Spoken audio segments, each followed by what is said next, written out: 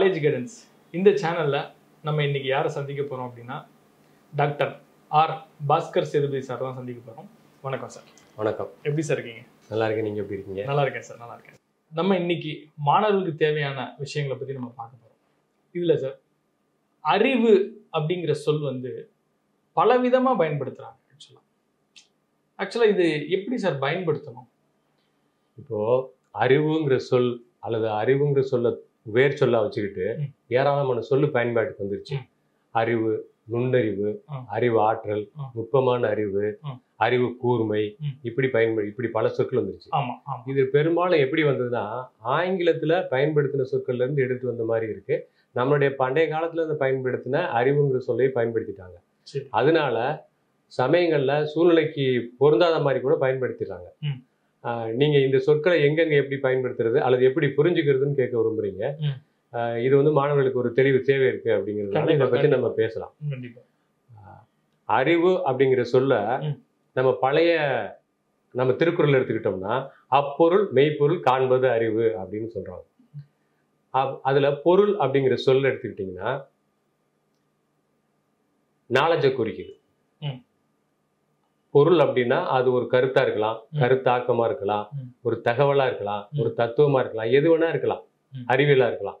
அந்த பொருள் மெய்ப்பொருள் அது குறித்த உண்மைத்தன்மையை அறிந்து கொள்வது அறிவுன்னு சொல்றாரு. அப்போ இது பொருள் என்பது நாலேஜ் அப்படின்னா அப்ப அந்த அறிவுங்கிற சொல் எதை குறிக்குது?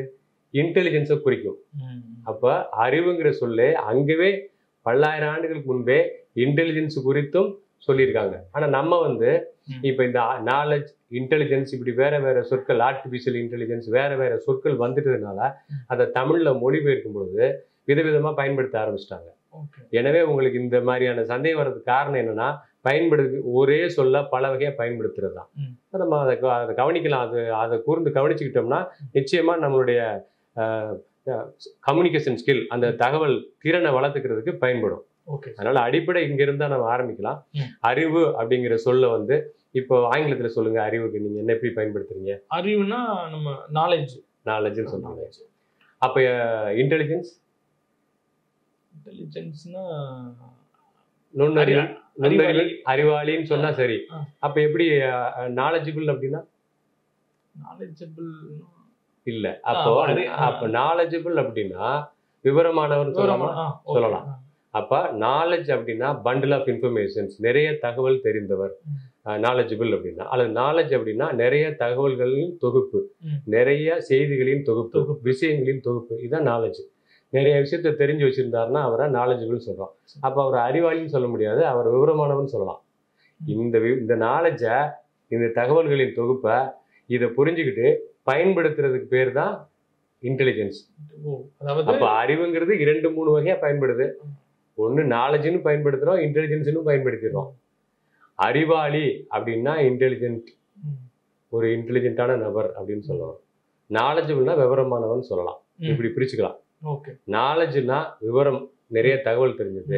இன்டெலிஜென்ஸ்னா அறிவாளித்தனம் அப்படி வச்சுக்கலாம்.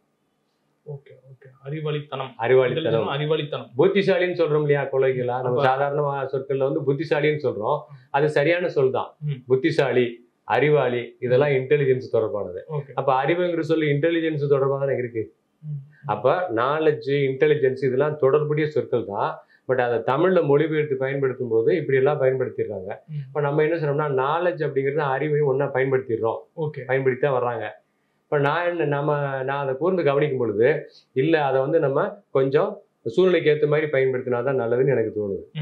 எனவே அறிவு என்கிற சொல் காலங்காலமா நாலேஜுக்கு பயன்படுது, இன்டெலிஜென்ஸுக்கும் பயன்படுது. நம்ம எப்படி வேணாலும் எந்த சூழ்நிலைக்கு பயன்படுத்தணுமோ அதை கவனிச்சுதான் பயன்படுத்த வேண்டியது இருக்கு. இன்னைக்கு இந்த நிகழ்ச்சியில நம்ம வந்து மாணவர்களுக்கும் இளைஞர்களுக்கும் தேவையான தெளிவை வந்து கொடுக்கணுங்கிறதுக்காக தான் இந்த நிகழ்ச்சி நம்ம விவாதிச்சு பேசிட்டு இருக்கிறோம். இன்னும் இது மாதிரியான நிகழ்ச்சியில வந்து சார் கண்டிப்பா வந்து பேசணும்னு சொல்லிட்டு விரும்புகிறோம். நன்றி சார். நன்றி, வணக்கம்.